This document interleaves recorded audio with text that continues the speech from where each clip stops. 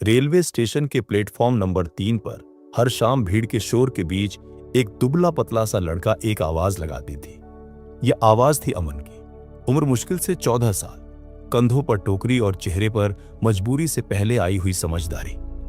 लोग आते जाते कोई पॉपकॉर्न ले लेता, कोई हाथ हिलाकर मना कर देता और कुछ हंसते हुए कहते, पढ़ाई छोड़ दी क्या, जिंदगी भर यही करेगा। अमन हल्की मुस्कान दे देता, लेकिन हर ताना उसके दिल में दर्द हो जाता। पिता घर से दूर किसी छोटे काम पर थे और घर चलाने के लिए अमन ने स्कूल छोड़ दिया। कम से कम दुनिया को यही दिखता था। असलियत यह थी कि वह अपने सपनों को नहीं, सिर्फ अपनी नींद को छोड़ रहा था। रात को जब प्लेटफॉर्म खाली हो जाता, ट्रेन की सीटी दूर कहीं खो जाती और ट्यूबलाइट की सफेद रोशनी जमीन पर लंबी परछाइयां बनाती, तब वही पॉपकॉर्न बेचने वाला लड़का अपने बैग से पुरानी मुड़ी तुड़ी किताब निकालता और पढ़ाई शुरू करता। कभी फटे हुए अखबार से शब्द याद करता, कभी किसी से मिली पुरानी कॉपी में सवाल हल करता, कभी नींद आंखों पर भारी पड़ती, मगर वह खुद से कहता, आज नहीं पढ़ा तो कल भी यही करना पड़ेगा। एक रात एक टिकट चेकर ने उसे पढ़ते देख लिया। पहले डांटने आया था, लेकिन कुछ पल चुप खड़े रहने के बाद बोला, सच में पढ़ना चाहता है। अगले दिन वह उसके लिए एक गाइड बुक लेकर आया। उस छोटी सी मदद ने अमन के हौसले को फिर से मजबूत कर दिया। दिन में मेहनत, रात में पढ़ाई, यह सिलसिला सालों तक चला। अमन ने प्राइवेट से 10वीं का फॉर्म भरा, लेकिन एग्जाम से ठीक पहले घर की हालत अचानक और खराब हो गई। काम कम मिलने लगा, पैसों की तंगी बढ़ गई और वह कुछ पल के लिए सच में डगमगा गया। वह एक बार फेल भी हुआ। उस दिन प्लेटफॉर्म के कोने में बैठकर उसने बहुत रोया। उसे लगा जैसे उसकी सारी मेहनत बेकार चली गई। मगर उसी रात उसने अपनी असफलता की मार्कशीट को मोड़कर जेब में रखा और खुद से वादा किया, एक असफलता मेरी पूरी कहानी नहीं बदल सकती।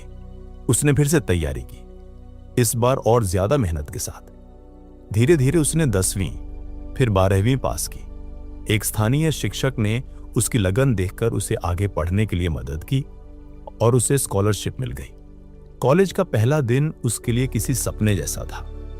कंधे पर अब पॉपकॉर्न की टोकरी नहीं थी, किताबों से भरा बैग था। लेकिन उसने कभी प्लेटफॉर्म को नहीं भूला।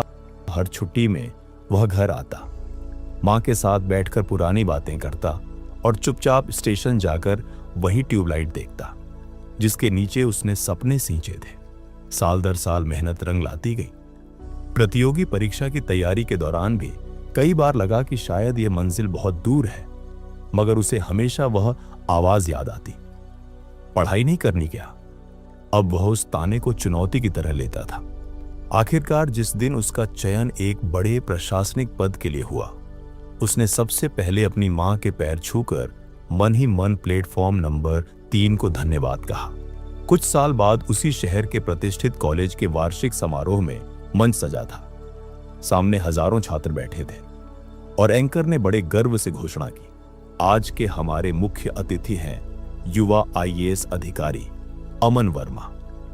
तालियों की गड़गड़ाहट के बीच जब अमन मंच पर पहुंचा, उसकी नजर भीड़ से हटकर कुछ पल के लिए खाली आसमान में ठहर गई, जैसे वह अपने पुराने दिनों को देख रहा हो। उसने माइक पकड़ा और कहा, शायद आप में से कुछ लोग मुझे नहीं जानते, लेकिन मैं इसी शहर के प्लेटफॉर्म नंबर 3 पर पॉपकॉर्न बेचा करता था। हॉल में सन्नाटा छा गया। उसने आगे कहा, लोगों ने मुझे छोटा समझा, हालात ने मुझे रोका, लेकिन मैंने तय किया कि मेरी शुरुआत मेरी मंजिल तय नहीं करेगी। उसकी आवाज में कोई शिकायत नहीं थी, सिर्फ सच्चाई और विश्वास था।